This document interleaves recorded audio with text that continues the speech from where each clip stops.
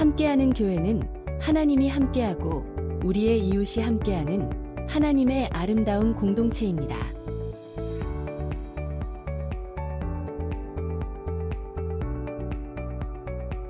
함께 걸어온 인연, 그리고 다시 시작되는 이야기.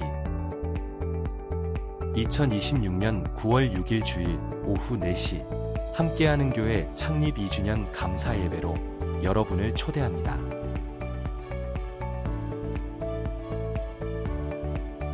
지난주 말씀을 기억하시나요? 하나님은 우리를 기도와 사랑과 섬김의 청지기로 부르셨습니다. 성령의 인도하심을 따라 늘 깨어 기도하며 형제자매의 허물을 덮어주고 용서하며 먼저 사랑의 손을 내밀어야 합니다. 또한 하나님께 받은 은사로 서로를 섬기고 기쁨으로 대접해야 합니다. 맡은 자의 신앙은 하나님께 받은 것을 사랑으로 나누며 살아가는 삶입니다.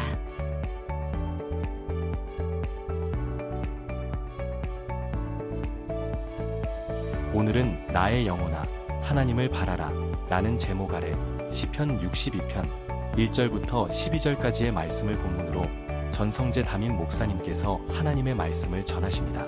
말씀을 통해 풍성한 은혜를 누리시길 바랍니다.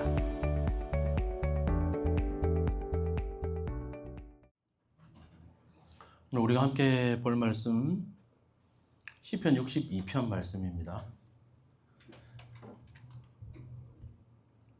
시편 62편 1절부터 12절까지 말씀인데요. 제가 한 절 읽고 여러분들 한 절 읽고 마지막 절은 다 함께 교독으로 성경 봉독하도록 하겠습니다. 제가 먼저 읽겠습니다. 나의 영혼이 잠잠히 하나님만 바라며 나의 구원이 그에게서 나오는 도다. 오직 그만이 나의 반석이시오 나의 구원이시오 나의 요새이시니 그가 그를 늘리지 아니하리로다. 넘어지는 담과 흔들리는 울타리 같이 사람을 죽이려고 너희가 일제히 공격하기를 언제까지 하려느냐. 그들이 그를 그의 원자에서 떨어뜨리며 하고 그것을 죽이하니 이로는 종족이 솟는 줄을 나의 영혼아 잠잠히 하나님만 바라라. 무릇 나의 소망이 그로부터 나오는도다. 오직 그만이 나의 반석이시오 나의 구원이시오 나의 요새이시니 내가 그를 늘리지 아니하리로다. 나의 구원과 영광이 하나님께 있으며 내 힘의 반석과 피난처도 하나님께 있도다.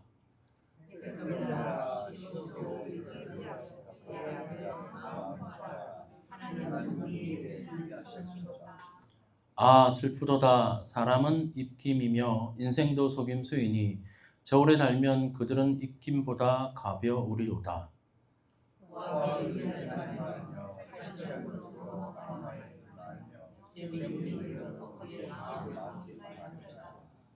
하나님이 한두 번 하신 말씀을 내가 들었나니 권능은 하나님께 속하였다 하셨도다. 다 함께 읽겠습니다.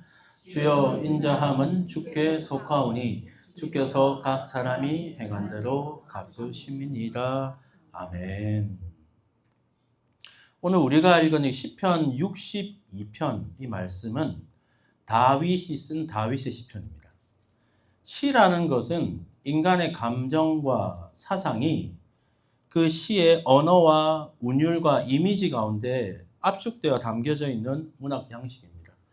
다윗은 오늘 62편을 통해 자신의 사상과 감정을 이 시 안에 담아놨다는 것이죠. 그러나 우리가 단순히 오늘 1절부터 12절까지의 내용을 쭉 읽는 것만으로 우리가 다윗이 가진 그 사상과 감정을 다 이해하기가 어렵습니다. 그래서 우리는 먼저 오늘 그 다윗의 삶을 한번 살펴보고 또한 이 시가 쓰여진 배경을 함께 살펴봄으로써 이 시를 통해 또한 다윗이 우리에게 주시는 또한 하나님이 우리에게 주시는 그 하나님의 말씀을 더 잘 이해하기 원합니다. 말씀을 좀 더 우리가 잘 이해하기 위해서 다윗의 삶을 우리가 먼저 한번 살펴보기 원합니다. 우리가 잘 아는 다윗은 이미 10대 때의 목동의 삶을 살았습니다. 양을 치며 그는 살았고 양을 공격하는 사자나 곰을 무찌르기 위해 그는 물맷돌을 쓰는 방법을 익혔습니다. 그리고 그 남는 시간에 그는 비파와 수금을 연주하는 법을 익혔습니다.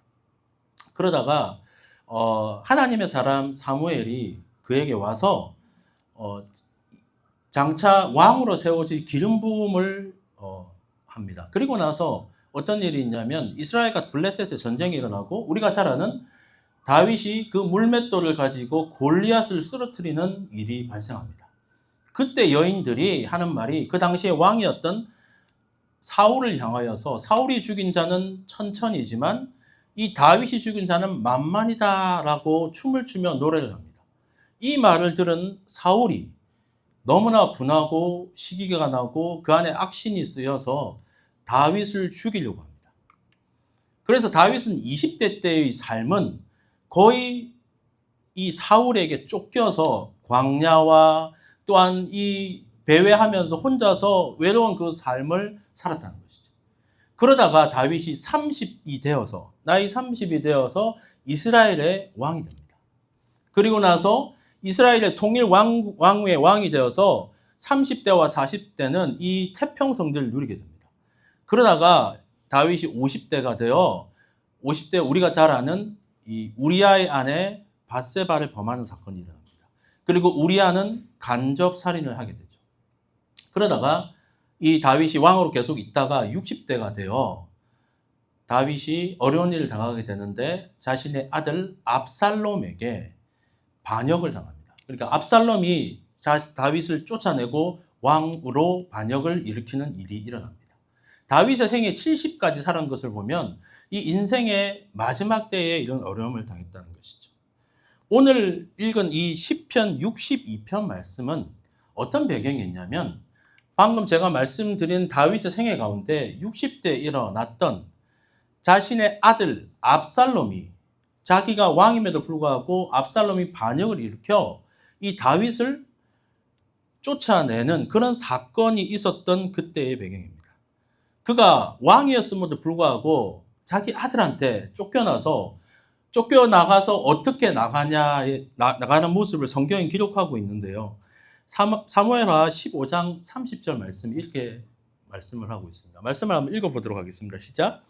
다윗이 감람 산길로 올라갈 때에 그의 머리를 가리고 맨발로 울며 가고 그와 함께 가는 모든 백성들도 각각 자기의 머리를 가리고 울며 올라갑니다.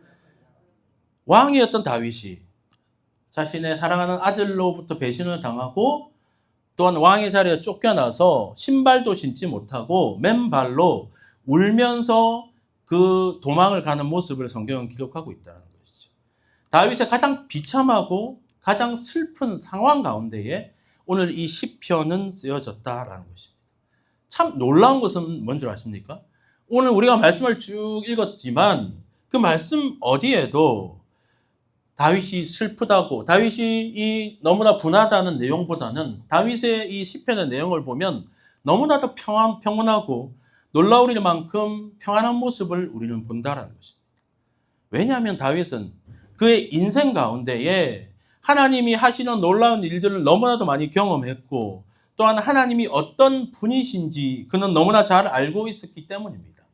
그 다윗이 경험한 하나님이 우리의 하나님이신 줄 믿습니다. 오늘 다윗이 그 성경 먼 곳에서 있었던 그 다윗의 삶에 개입하셨던 그 하나님의 역사가 또한 그 하나님의 성품이 또한 오늘 우리 살아가는 우리에게도 동일하게 적용되어 오늘 말씀이 우리 각자의 사람에게 적용되어 다윗이 만난 그 하나님이 우리의 하나님이 되고 또한 그 하나님이 우리의 삶을 이끌어가는 놀라운 역사를 경험하게 되시기를 주의 이름으로 축원합니다. 그렇다면 오늘 다윗이 만난 그 하나님은 어떠한 하나님이실까요? 첫 번째로 다윗은 구원의 하나님을 만났습니다. 하나님은 구원의 하나님이시다라는 것이죠. 1절과 2절 말씀 우리 다시 한번 읽어봤으면 좋겠습니다. 시작. 나의 영혼이 잠잠히 하나님만 바라며 나의 구원이 그에게서 나오는도다. 오직 그만이 나의 반석이시요 나의 구원이시요 나의 요새이시니 내가 크게 흔들리지 아니하리라. 우리 하나님은 구원의 하나님이십니다. 또한 다윗은 2절에 잠잠히 하나님을 바라보겠다라고 흔들리지 아니하겠다라고 선포를 합니다. 하지만 바로 이은 3절과 4절 말씀에 보면 그의 상황은 그렇게 쉽지만은 않은 상황임을 우리는 볼 수 있습니다. 3절, 4절 한번 더 읽어볼까요? 시작. 넘어지는 담과 흔들리는 울타리 같이 사람을 죽이려고 너희가 일제히 공격하기를 언제까지 하려느냐? 그들이 그의 높은 자리에서 떨어뜨리기만 꾀하고 거짓을 즐겨하니 입으로는 축복이요 속으로는 저주로다.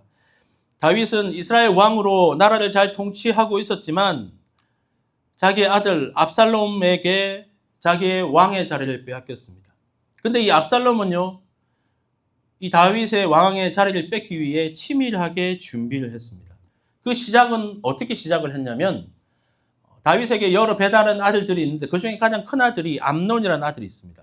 그 암논이라는 아들이 압살롬의 친여동생이 있는데 다말이라는 여동생이 있는데 그 암논이 다말을 성폭행을 합니다.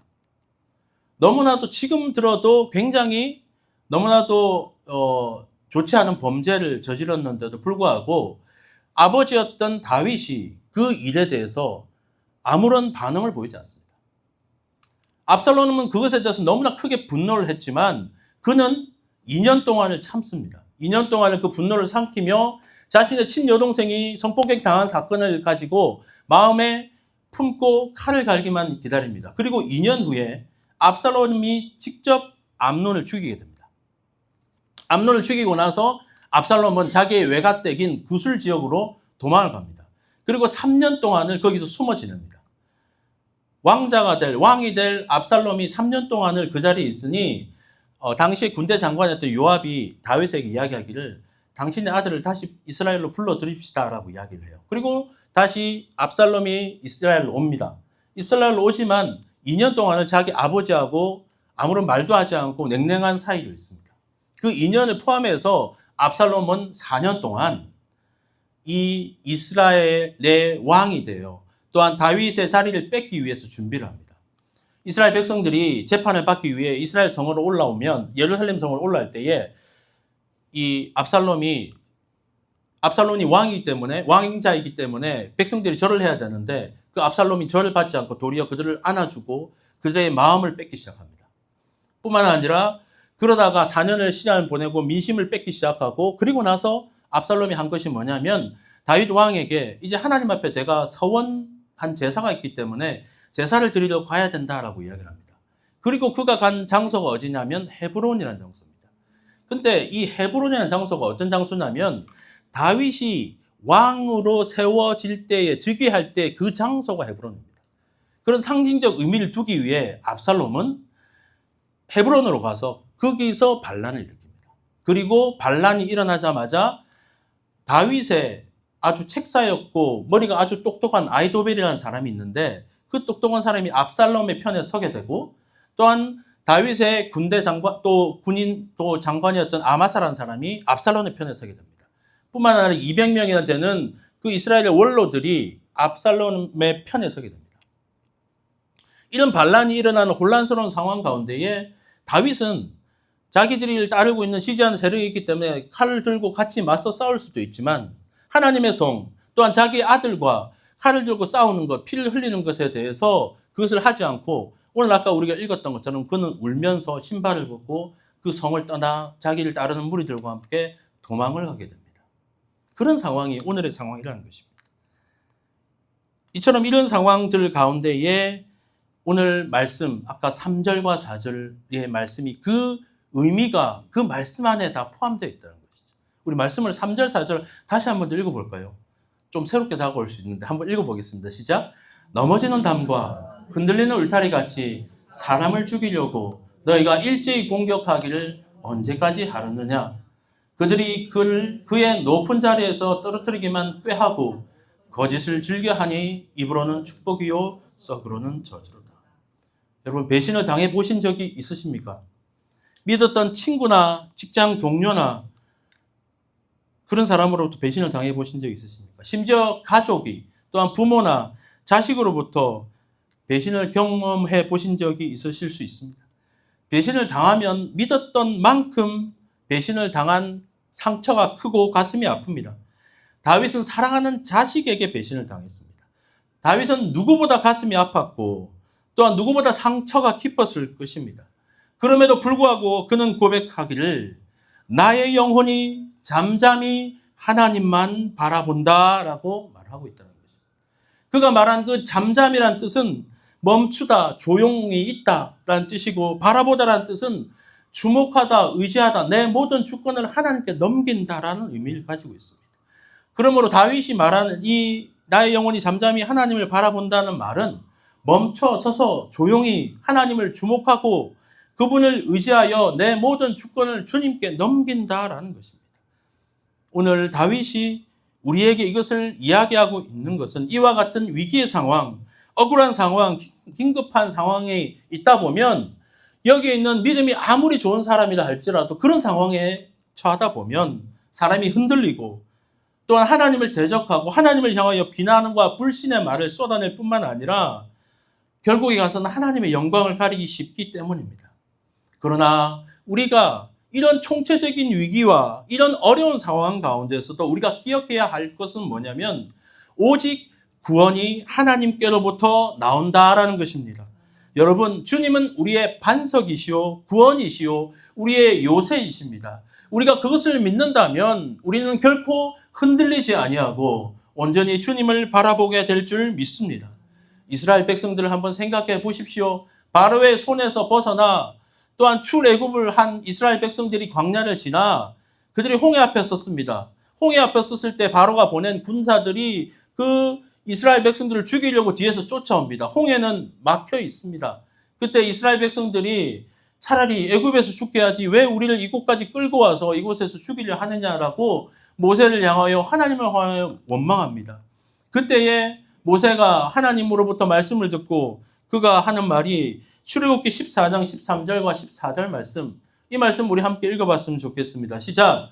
모세가 백성에게 이르되 너희는 두려워하지 말고 가만히 서서 여호와께서 오늘 너희를 위하여 행하시는 구원을 보라. 너희가 오늘 본 애굽 사람을 영원히 다시 보지 아니하리라. 여호와께서 너희를 위하여 싸우시리니 너희는 가만히 있을지어다. 하나님께서 모세를 통하여 하신 말씀입니다. 너희는 눈앞에 보이는 홍해를 보지 말고 또한 그 뒤에 추적해오는 바로의 군대를 보지 말고 당황하지 말고 잠잠히 하나님이 어떻게 행하시는지 바라보라라는 것입니다. 여호와께서 오늘 너희를 위하여 어떻게 구원을 베푸시는지를 보라라는 것이죠. 하나님께서 너희를 위하여 싸우시리니 너희는 가만히 있으라라는 것입니다. 그분께 주권을 맡기고 그분 앞에 잠잠하라는 것입니다. 그들의 모든 언어 또한 불평, 불신의 말을 멈출 때에 하나님을 의지할 때에 하나님께서 그 어둠과 절망의 그 홍해 바다를 가르시고 그 가운데 생명의 길을 여시는 것들을 하나님께서 보여주시고 또한 그 구원의 하나님을 우리에게 보여주셨다라는 것입니다. 여러분 기억하십시오. 오직 구원은 여호와 하나님께부터 나는 줄 우리는 믿어야 할 줄 믿습니다. 또한 우리의 삶 속에 고난과 역경이 찾아올 수 있고 어려움이 찾아올 수 있습니다. 그럴 때 우리는 하나님을 바라보고 또한 하나님이 우리에게 베풀어 주신 그 구원의 능력을 경험하여 살아계신 하나님의 역사를 체험하여 우리 인생의 그 구원의 능력 가운데에 승리의 삶을 살게 되는 저와 여러분 되시기를 주의 이름으로 축원합니다. 두 번째 다윗이 의지하는 하나님은 어떠한 하나님이셨냐면요. 두 번째 하나님은요. 소망의 하나님이십니다. 5절 말씀 우리 함께 읽어보도록 하겠습니다. 시작. 잠잠히 하나님만 바라라. 무릇 나의 소망이 그로부터 나오는도다. 우리가 인생을 살아가면서 다양한 위기와 극한 또 절망 상황 가운데 우리가 붙들 수 있는 소망이 뭐냐면 바로 우리 하나님이라는 거죠. 오늘 다윗의 이 상황들을 또한 다윗의 상황은 우리가 누가 봐도 굉장히 절대절명의 위기와 또한 그의 삶이 붕괴되어 가는 그런 상황 가운데에 그는 말하기를 나의 영혼아 잠잠히 하나님만 바라라. 물론 나의 영혼아 잠잠히 하나님만 바라라. 왜? 나의 소망이 어디로부터 나온다고? 그로부터 나오기 때문이다. 소망이 오직 하나님께로부터 나오기 때문이다라고 이야기하고 있다는 것이죠. 그가 이렇게 소망이 하나님으로부터 나온다라는 것들을 이렇게 믿음으로 선포할 수 있는 이유가 있다는 것입니다. 그는 아까 말씀드린 그 20대에 사울로부터 쫓겨나서 광야 생활을 하게 됩니다. 그때 자기가 도망갈 곳이 없다 보니까 아기스 왕한테로 가게 됩니다. 근데 아기스 왕한테로 거기 숨어서 거기 살다가도 그 자기의 정체가 들통나게 됩니다. 도망자라는 삶이 들통나게 되죠.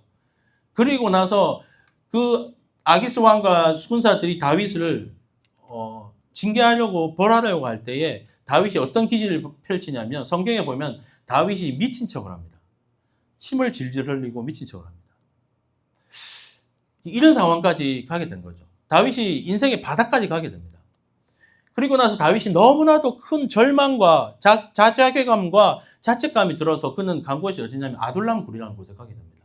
아둘람 굴에 가게 됐을 때에 자기는 너무나 슬프고 너무나 절망해서 계속 그 안에서 울고 있는데 어느 순간에 그 아둘람 굴로 한 400명이 들어오게 되는데 400명 들어온 사람들의 모습의 면면을 보니까 경제적으로 파탄난 자들이고 상처받은 자들이고 자기보다 상황이 더 어려운 자들이 들어오게 되는 것이죠.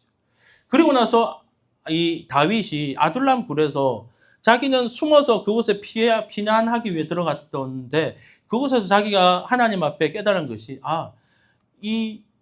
내가 숨어서 될 것이 아니라 이 굴 안에서 하나님이 나에게 보신 그 소망을 그는 발견하고 새 희망을 가지게 된 것이죠. 그리고 나서 그가 시편 57편이라는 시편을 그 안에서 고백을 하게 되었는데요. 그가 한 고백이 뭐냐면 하나님이여 내 마음이 확정되었고 내 마음이 확정되었사오니 내가 노래하고 내가 찬송하리로다. 그는 절망 가운데 갔지만 그가 한 고백은 소망이 되신 하나님을 발견하고 내 마음이 이제는 주님께 확정되고 내가 주님을 찬양하고 주님을 높입니다 라고 고백합니다. 그의 상황은 변한 것이 아니지만 그의 문제로 보는 것이 아니라 문제 위에 계신 하나님을 바라보고 그 하나님 가운데 있는 새 희망과 새 소망을 보게 되었다라는 것입니다. 우리 인생에 절망이 겹치고 어둠이 겹치면 우리는 아둘람 굴과 같은 동굴로 우리는 숨게 됩니다. 그런 상황 가운데서도 우리 하나님은 영원 변치 않으시는 우리의 산 소망이시며 새 희망이 되시는 분이신 줄 믿습니다. 성경에도 보면요, 무려 38년이나 된 중풍병자가 된 사람이 있습니다. 38년이나 중풍병으로 있다 보니까 그가 그 가족들마저도 그를 떠나버립니다. 절망적인 상황 가운데에 베데스다 연못 앞에서 있을 때 예수님이 그를 찾아옵니다. 그리고 예수님이 물으시죠. 네가 낫고자 하느냐? 그때 중풍병자가 답을 합니다. 주여, 물이 동할 때에 연못에 가장 먼저 들어가는 사람이 병을 낫는다고 하는데 나를 저 연못까지 이끌어 줄 사람이 없습니다라고 이야기를 하자 주님이 말씀하십니다. 내 침상을 들고 일어나 가라 라고 했을 때에 38년 된 그 병자가 주님 앞에 깨끗함을 얻고 자기 침상을 들고 일어나 사랑하는 가족들에게 돌아가는 모습을 성경은 기록합니다. 우리가 어디로 갔든지 얼마나 무너졌든지 우리의 상태가 어떠하든지 상관없이 우리 주님은 오늘도 우리가 잠잠히 주님을 바라보는 자들을 향하여 영원히 변함없이 새 소망과 새 희망을 주시는 분이신 줄 믿습니다. 또한 복음 가운데에 또한 우리가 믿음을 가진 우리는 끝까지 소망을 노래할 수 있는 이유가 무엇이죠? 우리가 우겨쌈을 당하고도 쌓이지 아니하고 답답한 일을 당하여도 낙심하지 아니하고 박해를 받고 거꾸로짐을 당하여도 망하지 않는 이유가 바로 우리의 소망 되신 그 부활의 주님이 우리와 늘 함께 하시기 때문입니다.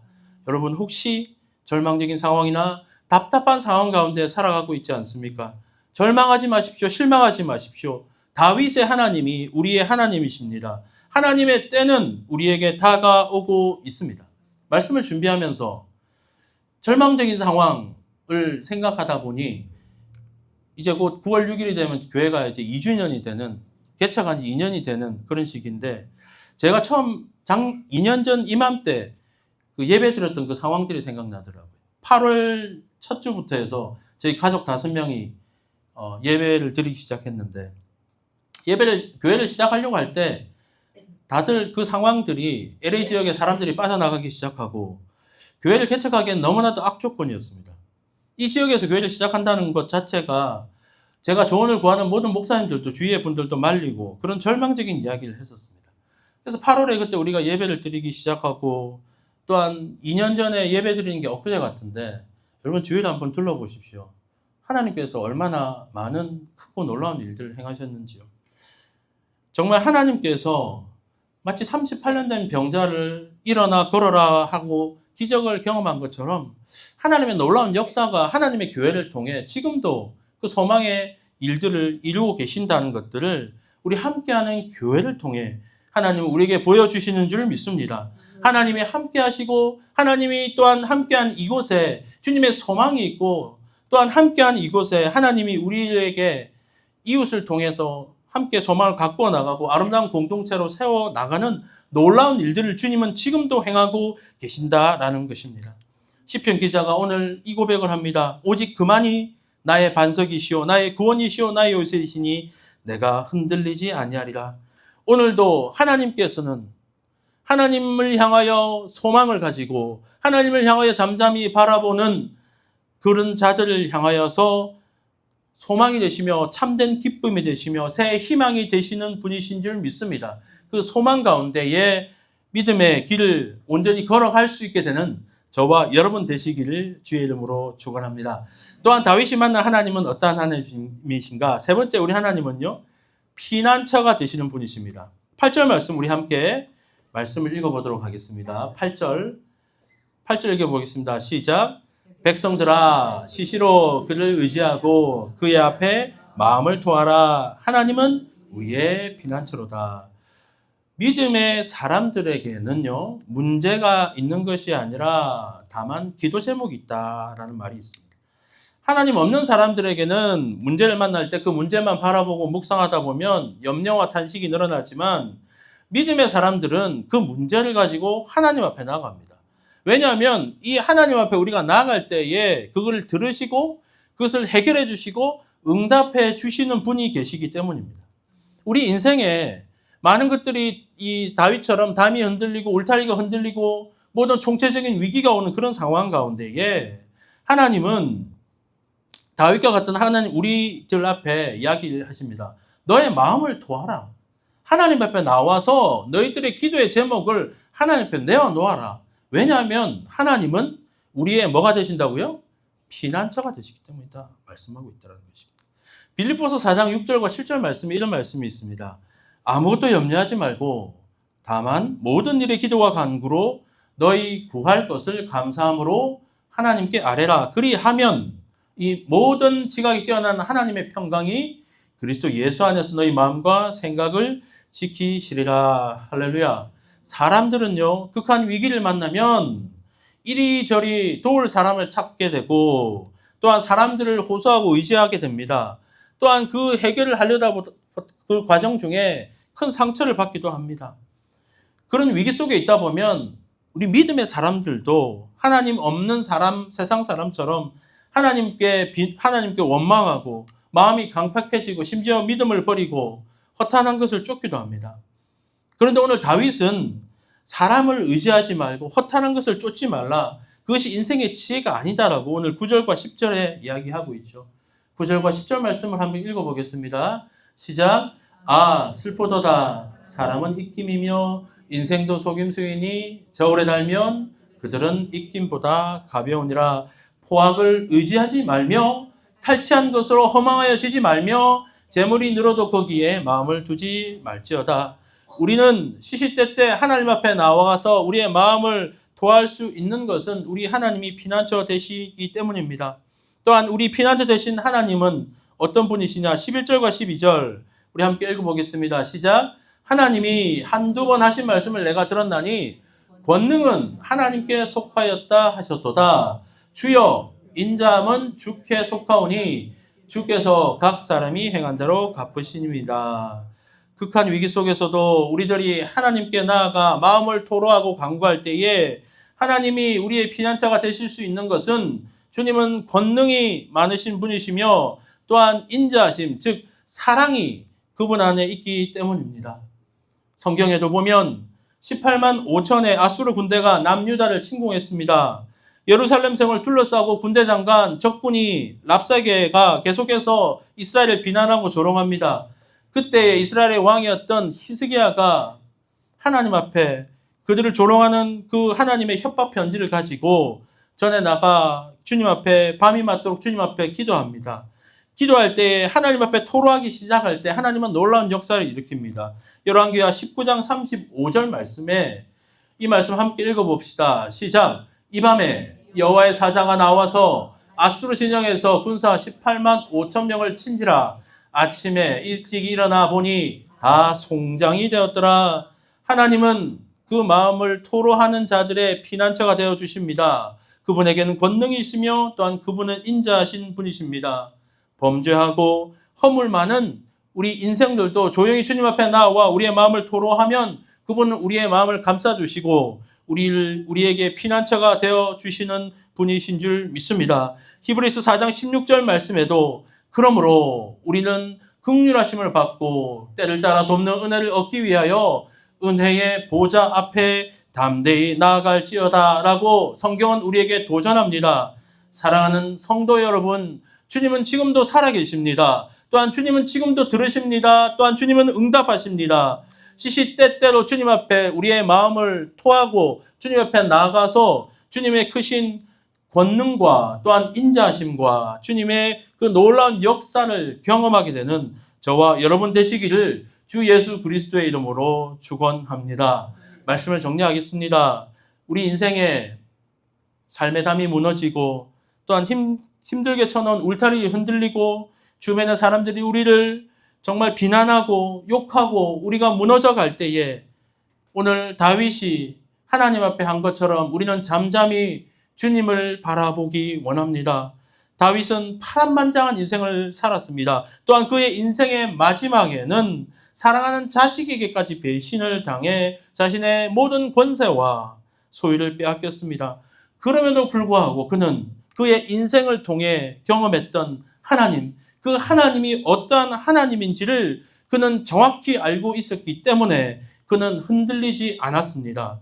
오히려 잠잠히 그분을 바라보고 그분의 크심을 노래하였습니다. 사랑하는 성도 여러분, 우리 하나님은요, 구원의 하나님이십니다. 또한 우리 하나님은 소망의 하나님이십니다. 또한 우리 하나님은 지금도 우리가 우리의 마음을 토로하며 나아갈 때에 우리의 피난처가 되시며 우리를 감싸 안아 주시며 그분의 사랑으로 우리를 덮어 주시는 분이신 줄 믿습니다. 그 하나님이 우리의 아버지시고 우리의 영원한 반석이시며 우리의 요새시며 영원히 변치 않는 여호와 하나님이신 줄 믿습니다. 우리는 그 하나님을 믿고 따라가는 하나님의 사람들입니다. 사랑하는 성도 여러분, 이 믿음 가운데 굳게 서서 어떠한 상황 가운데 어떠한 환경 가운데서도 주님 앞에 더 믿음 가운데 굳게 서서 전진해 나가는 믿음의 성도들 되시기를 주 예수 그리스도의 이름으로 축원합니다. 함께 기도하겠습니다. 하나님 감사합니다. 오늘 우리에게 귀한 생명의 말씀을 주심을 감사합니다. 다윗의 상황들을 우리가 보고 또한 다윗이 지은 시를 보고 또한 그것을 통해 하나님의 음성을 들었습니다. 또 하나님이 우리에게 주시는 구원과 소망과 우리의 피난처 되신 그 하나님을 또한 말씀을 통해 확인했습니다. 우리 인생 가운데 그것을 구체적으로 적용해야 될 상황과 환경이 있다면 우리가 더욱더 믿음 가운데에 그 말씀을 붙드는 믿음 가운데 굳게 서게 하시고 이 험한 세상과 또한 모든 어려운 관계 속에서도 변함없이 우리를 사랑하신 주님 은혜 가운데에 믿음의 길, 신앙의 길을 걸어가는 귀한 성도들 될 수 있도록 주님 역사하여 주시옵소서. 주님만 의지합니다. 주님만 바라봅니다. 감사드리며 예수 그리스도의 이름으로 기도합니다. 아멘.